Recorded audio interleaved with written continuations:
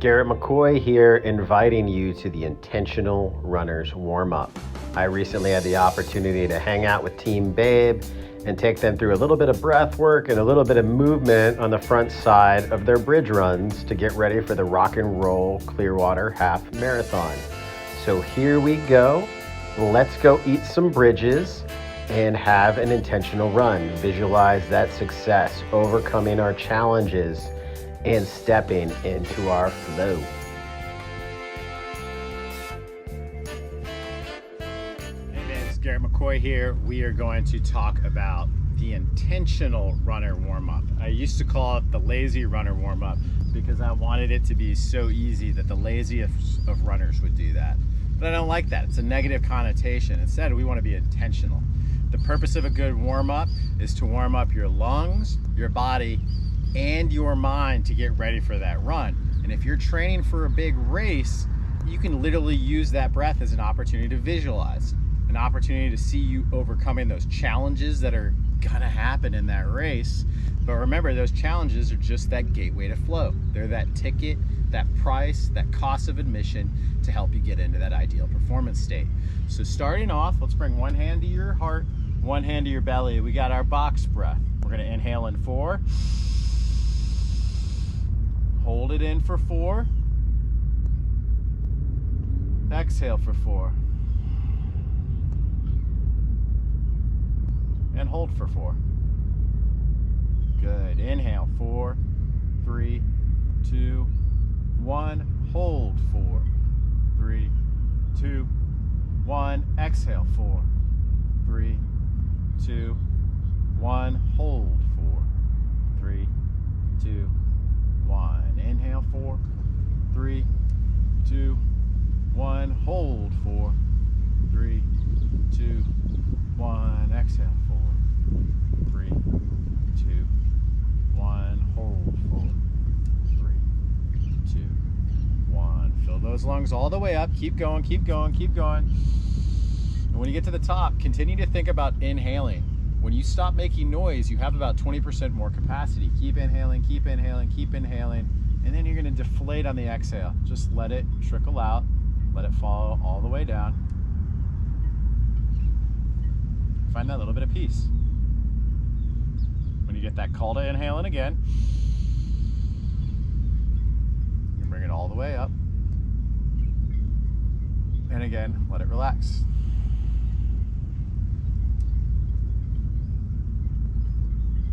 Good.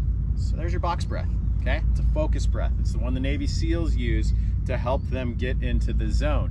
I like it that you're stretching out those 4 corners. It gets you out of whatever you're thinking about. Oh, I have to run 8 miles. Whatever it is, just give yourself that little bit of focus. Start there every time. You can take that breath practice a little bit longer, but we're gonna be quick. We're gonna be intentional. From here, we're gonna pull this knee in towards your chest. Woo! If I can stand on the sand. So pull it in, and then you're gonna write badass with your ankle.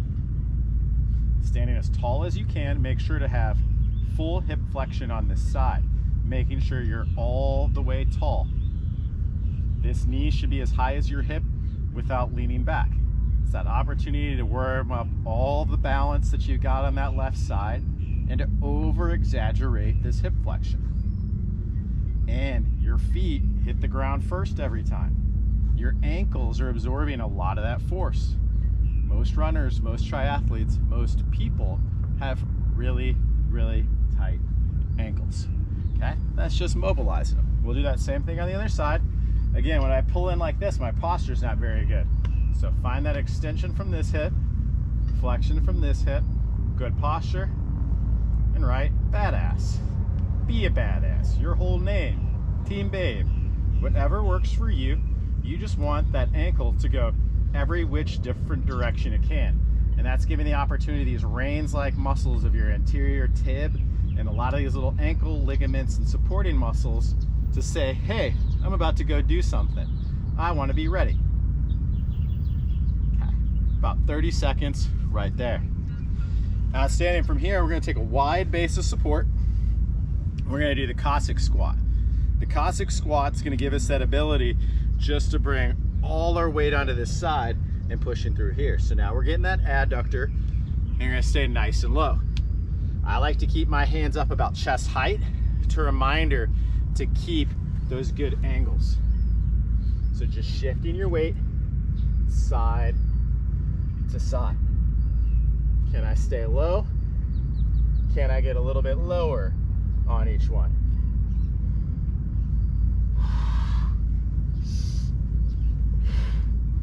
I'm gonna roughly do about 8 to 10 of those. Again, now it's warming up all these knee ligaments and all these muscles in here that are gonna help us when we're running. We use them every time we take that stride. Those muscles shift their force. From here, my favorite, you know it's coming, prine squat, yogi squat.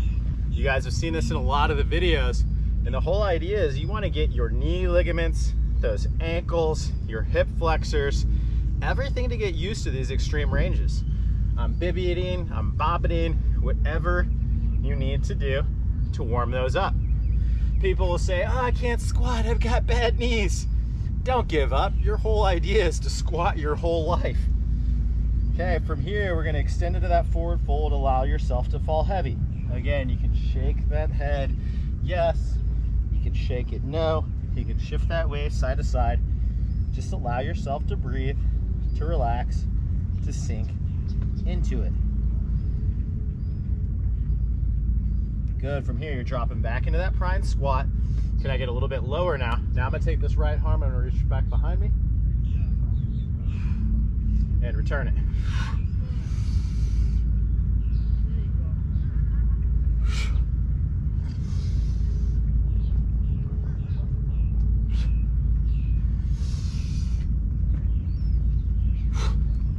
Okay, this might burn the legs a little bit, but we're over exaggerating. We're warming up those big glutes.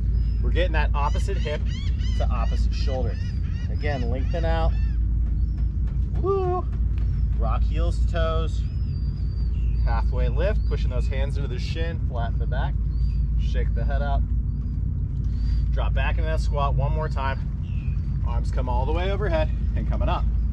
I always like to do this in a group because I can see your shin and torso angles. If you were at that warm up that we did before the bridge runs, I was assessing you. I was checking out what you got. Good, looks like Kate's returning from her paddle. Boom, we got a couple more exercises. Okay, and so now that we've got everything mobilized and warmed up a little bit, we're gonna work on applying that balance in the transverse plane. So now can I stand nice and tall? Again, good extension from this hip. I'm not leaning back. I'm not leaning forward into this crouch. I'm standing tall. Big toe is down. Okay, from here, you're just gonna open and close the gate. If this is where you stay, this is where you stay. You can see I'm kind of wobbling a little bit.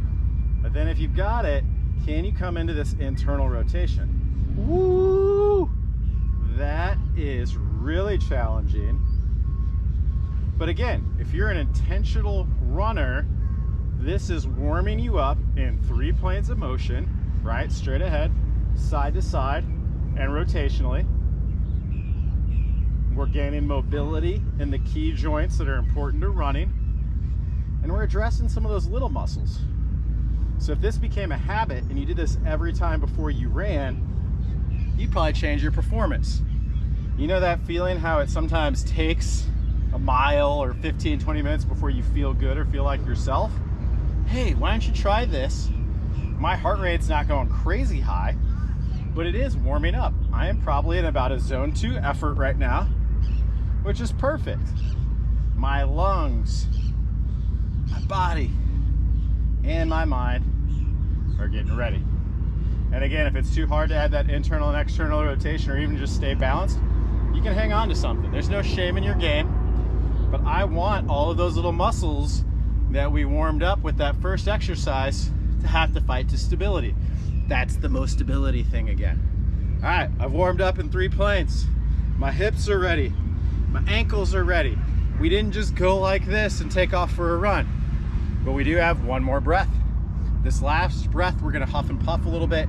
We're gonna get into our Wim Hof or our fire breath. This breath, we're gonna go in through the nose and out through the mouth.